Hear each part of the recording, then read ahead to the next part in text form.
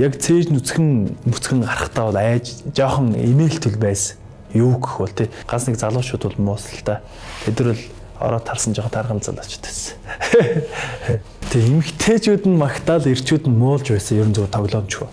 Айко аманы биллэгтэй орчдондоо юрооторго амдарна.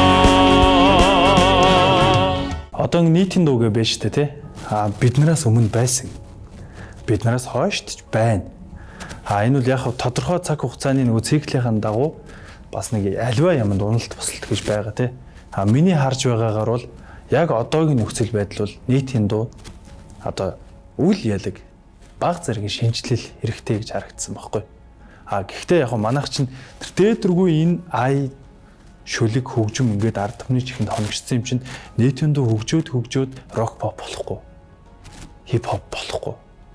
Тэгэхээр яаж энэ дэр шинжилэл гаргаж болох вэ гэхээр хувь уран бүтээлчд одоо өөрсдийнхөө өнгө төрх имижтэй тэрэн дээрээ ажиллаж болох юм байна гэж би зүгээр хувьдаа бодсон байхгүй. Энэ яг бусад хүмүүсийн бодол өөр биш болно. Энэ бол зөвхөн миний л бодол. Тэнгүүд би өөрөө штанг өргөж олон жил хичээлсэн. За энийг би одоо давуу тал болгох хэрэгтэй юм байна гэж бодоод клип хийхээс ерөнхийдөө бол 1-2 жилийн өмнөөс илүү өрчмтэй бэлтгэл хийж гисэн л дээ. Яг цээж нүцгэн гарахтаа бол айж жоохон имэйлтэл байсан. Юу гэх бол тий. Эн чинь бол одоо би уламжлалт юмыг бол эвдэж гин гэсэн үг шүү дээ. Тэ? Хизээж урлагийн хүн яг олон нийтийн нүдэн дээр цээж нүцгэн яг тиймэрхүү цээж нүцгэн оруулж клип хийж байсан уу байсан. Яг хувь уран бүтээлч өөрөө нүцгэн дуулж байгаагүй юм байна лээ.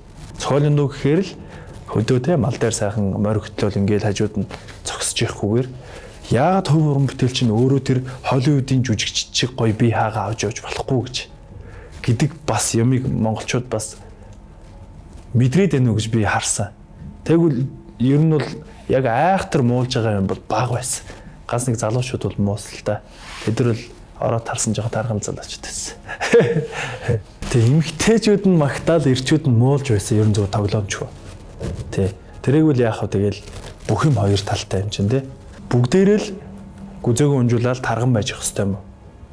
Яагаад юм би хаан дээр анхаардаг хүн байж болохгүй гэсэн сэтгэлүүд байсан. Тэр бол надад айгүй гоё санагдсан. Яагаад гэвэл миний өгөх гээд байгаа бол гол санаа. Тэг би ер нь туранхаагаасаа болж фитнес хийж ихсэлтэй. Одоо оюутан болж явахдаа 70 кг-тай байсан. 180 см өндөртэй 70 кг-тай 18 өстэй залуу гэдэг бол чамлахаар юм баггүй. Тэгээд өөрийгөө өөрчлөе. Бас нэг жоохон чадал тамир сууя гэж бодож хичээлж явж байгаа. Тэр маань сүүлдээ ингээд миний амьдралын нэг хэсэг болоод одоо бол би фитнесгүйгээр амьдралаа төсөөлж чадахгүй болчихсон. Одоо эн чинь өөртөө ихтэй байдлын нэг илэрхийлж штэ тий. Би өглөө болгон усанд орчоод өөрийгөө толинд нүцгэн харахад би дандаа хараад би урамшдаг байхгүй. Яана би энийхэн гэмс яана гидс ямар амар болчихоо гэж би нэг ч удаа бодож үзээв. Өөрийгөө харах болгондоо би сэтгэл хангалуун байдаг. Энд чи өөрөө амар том зүйл. Бусдад гоё харагдахаас илүүтэйгээр өөртөө сэтгэл хангалуун байж чадчихин гэдэг ч хамгийн гоё. Онсон хүлгэн цуцшгүй ухаадаг үгнээсээ буцахгүй сархлын агнд дитгэхгүй дархны зам дээр фэлдэггүй. Тэ үг бол мэдээж чухал шүү дээ тий. Үг ай хоёр бол. Тэгээд тэрийг амьлуулж дуулна гэдэг дуучны үүрэг ажилтай. Тэгэхээр мэдээж үгэн дээр бол сайн анхаарна. Би түр хэлсэн шүү дээ. Ерөнхийдөө нөгөө монголжуу дүр төрх бүтээх гээд зорж яваа гэд.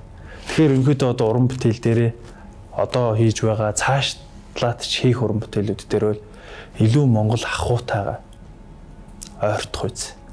Гэхдээ өдөр тутамд л байж идэг. Одоо байнгын уран бүтээл дуу болгон дээр хэрэглэгддэг үг биш. Илүү гоё өшөө содон тэр санааг бодлыг яаж содон илэрхийлэх вэ гэдэг тал дээр нь одоо нөгөө үгээ бичүүлж байгаа хүндээ хэлдэг хөхгүй. Энэ одоо үгийг те яаж гоё илэрхийлж болохоор байна гэдэг ч юм уу. Тэгж харилцсан ярилцаал. Одоо ингээд жишээлбэл хэдүүлээ хамгийн ойрын жишээг харъя л да. Комеди урлаг Монголд хөгжиж байна те. Ямар панчлайн илүү хүмүүст хүрж байна. Амьдрал дээр байгаа те. Өө чи бүдрээд унчлаа ямар азгүй бэ гэхтэл инээж явах жишээ нэ те.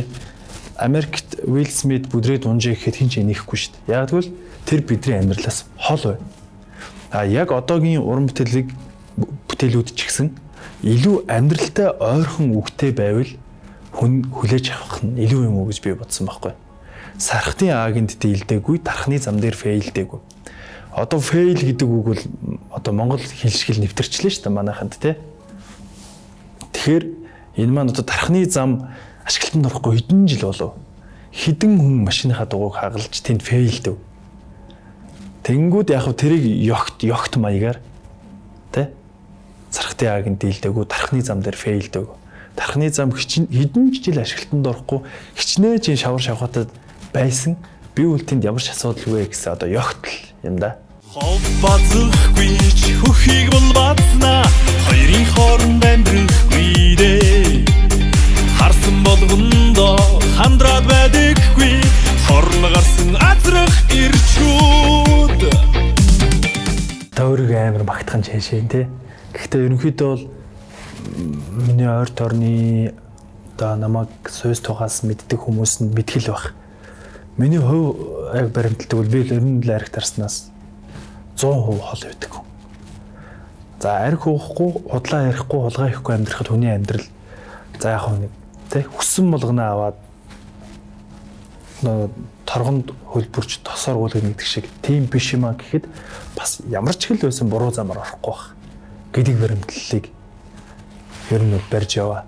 Бас нэг юм нь хүнд бити төвгөлөө. Заавал заа үгүй л үгүй. Чадна уу чадна, чадахгүй чадахгүй. Мэдээж одоо хүн юунаас аз жаргал авах нь харилцан адилгүй те. Гэтэ ямарваа нэг юмд хүн ингэ зориулаа штэ. Тэр зорилгынхаа ард гарах л хүнд амар гоё аз жаргал өгдөг те. Би үнэхээр өөр дээрээ шинжилэл хий, өөрийгөө хөгжүүлье. Ядчил би билдраа хүн харахад өвдөгч байлгыг гэж зорьсон. Эннийхээ ард гарсан. Тэр бол надад миний хувьд бол яг бусад хүмүүсийн хувьд жижигхэн өөрчлөлт байх л да. Миний хувьд бол том өөрчлөлт байсан байхгүй. Өөр би 20 хил булчингийн мас нэмсэн. 20 хил булчингийн мас нэмнэ гэдэг нь яг фитнес хийж үзсөндөө маш хэцүү. Тэгэхээр би яг мэдээж тамирчны хэмжээнд айхтар болоогүй ч гэсэн яг эндээ бол айгүй гоё тааламжтай аз жаргалыг мэдэрсэн. Нэг оюутан ахуйгаас хэлсэн ч түрүүний 3-4 дуу гаргаад нэг дууч мэдээж хөөрхөн 4-5 сая төгрөгийн өртгөөр хамгийн багтаал бүтэж байгаа шүү дээ. Тэгэл тэр болгоны чи ингээд өөрөө цуглуулсан мөнгө төгрөг тэгэл ингээд хийж байгаа тэр нь амжилт болохгүй. Яг тэр нөө сургуулаа төгсөөл нэг 2-3 дуу гаргачих юм бол тэгэл хүнд танигдчих юм гэдэг ойлголт авцсан байсан нөгөөс оюут хүүхд юм чи. Тэг гарч ирээд яг түг хан мөргөн штэ мэдээж 2 дуу гаргаж үзэл биш юм байна гэл. Тэгэд ямар хэцүү юм бэ гэж бас бодогдчихсэн. Дээр нь би өөрөө амар том фейлдэх дурггүй байхгүй. Тийм болохоор ер нь аливаа ажлыг эхлүүлэхдээ маш нявхар хийдэг. Чи бол барагтаад бол алдах юм хийхгүй гэж аягүй хитгэдэг байхгүй манай ихнэр. Тэр миний юмд нэг оролцоод байдгүй. За яг зөв гэсэн юм хийгээрээ. Тэгээд одоо би ингэж бодох. Би гал манай ихнэр ус ч юм уу те. Намайг илүү зөөлөж өгдөг ч юм уу. Над руу чин фэйсбүүкээр, инстаграмаар ингээл 9 бусын чат мат юм ингээл янз янз мэрж байгаа шүү дээ. Тэр мөрөглөрөөс огт авч хилцдэг. Өөд яг иймэрхүү байж л инээс юм том юм болохыг үүсэхгүй гэдэрээс тэр талтай нь би их баярлж авдаг та. Болох мэдрэмж бол хамгийн гоё байсан. Хүүхдээ хараад одоо ингээд ажлаас оройтол ороход ааваа гэл гүүгэл ирэхтэж тэр мэдрэмж бол бас хамгийн гоё мэдрэмж шүү дээ. Хөгжил цэнгэлийн айдуургөө хөдөлмөр эрдмийн ачуур дэлгэрээ хөдөө тишэгэрдэ түгээсэн хөгжил тэхэн Улаанбаатар миний сэтгэлдээ хүртэл би одоогор уран бүтээл хийгээгүй. Яагаад тэгэхээр одоо нэг хүний нэгдэж туршлага гэж юм байна те. Хоёрдож сэтгэл зүй. Би яг өөр бодож байгаа тэр дуун дээр илэрхийлэх гэж байгаа характер юм а яг студ руу ороод болохоор илэрхийлж чаддгүй. Одоо байгаагаас 50% хоолой бичлэгэнд орохдоо одоо нэг хүнд чи студи айдас гэж байдаг шүү дээ. Яг тэгээд ороод хоолой бичлэгэнд ороод ингээд дуулахаараа бие бэрээд амар мууд болчихдог байхгүй. Тэгээд тэрэндээ өөрөө ингээд сүлд харамсаад ямар жоохон зөвхөлчлөө доо ч гэдэг юм уу. Тийм учраас одоо ингээд уран бүтээлээс уран бүтээлийн оронд л илүү их өөртөө шаардлага тавиал явж байгаа. Тэгэхээр яг миний одоо байгаа дуунууд бол яг миний сэтгэлд хүрсэн энэ бол тэ бусад дуучдын зэрэглэлт хүрэхээр дуу муу гэж би ерөөсө боддгоо. Өшөө цаашдаа чанаржуулах хэрэгтэй юм байна л гэж чамлалттай л хандж байгаа. Би энээс сайн дуулж, энээс сайн уран бүтээл гаргаж чадсан шүү дээ. Яагаад би энийг гаргаж чадахгүй байна гэдэг л бодол намайг дараагийн уран бүтээл тэгт хүргэдэг. Тэгээд 2 3 уран бүтээл хийгээд болохгүй байсан. Бүр хинж оошоохгүй байсан. Тэн дээр надад амар хэцүү санагдаж байгаа шүү дээ. Хүн хөрөнгө мөнгө цаг хугацаа зарцуулаад юм хийдэг. Тэр ерөөсөө хүнд хүрэхгүй байна гэдэг бол бас энэ чинь өөрөө зорилго нь хүнд хүргэх. Тэгсэн чинь зорилгынхоо талын талд ч хүрэхгүй байна гэдэг хүнд бас хэцүү шүү дээ. Энээс сайныг би хийж чадах үуч яагаад хийж чадахгүй бүр алдчихва. За би тэгвэл одоо яг л нэг сайн уран бүтээл хий. Чадахгүй бол болий гэж бодоод би яг жаргана хийсэн байхгүй. Жаргана маань бас сансныг бодвол дажгүй явсан. Тэгэл тэн дээр шөө өглөө урам зэрэг авал за ер нь уран бүтээлээ өшөө сайн хийх хэрэгтэй юм байна гэж бодсон да. Миний хувьд бол одоо дууны чиглэлээр хэсэг чанартай уран бүтээл хийж явъя гэсэн зорилго байна. Мөн явандаа өөрийгөө өшөө сайн хөгжүүлж ягаад кино салбарт, кино урлагт тий жоохон ч гэсэн нэг дүрээ мөнгөлчих юмсан гэсэн хүсэл байгаа. Тэгээ би одоо тэрэндээ ч бэлдээд одоо үс сахал одоо кино жүжигчин байхад хэрэгцээтэй юу вэ? Ургуулад өөрийгөө бэлтгэхэд бүрэн бэлэн байгаа. Одоо шинэ уран бүтээлийн ажилд орцсон явж байна. Цагаан сараас өмнө цацна. Он гаргаад цацах гэж байсан боловч нэгдэж одоо нөгөө студ хамтарч ажилладаг хүмүүсээ минь цаг зав болохгүй байна. Хоёрдож дууны маань утга санаа өөрөө цагаан сартай ойртуулаад цацчвал айгүй гоё нийцэхээр үгэнж гисэн тий. Тэгж бодоод нэг шинэ уран бүтээл хийж байгаа. Тэрэн дээрээ ч гисэн яг одоо бол учиргүй яг ингээд зээж мэжээ нүцгэлж гарахгүй. Тэгтээ бас бодож байгаа. Яавал гоё шинэлэг дүр төрхөөр гарч ирж болохоор байна гэдэг тал дээр ажиллаж байгаа. Тэгэхээр бас яг нэгэн хэвийн байдгаасаа бас л өөрөөр гарч ирэх гэж хичээнэ. Цаашдаа ч гэсэн уран бүтээл болгон дээрээ өөр нэг отхон баяр гэдэг хүнийг харуулахыг хичээнэ. Миний хувьд бол цомог тоглолт гэдэг юм бол би ер нь ойр хэдэн жилдээ харахгүй байна. Зүгээр яг би уран бүтээлээ хийдгээрээ хийн. Энэ ч бас миний ажил те.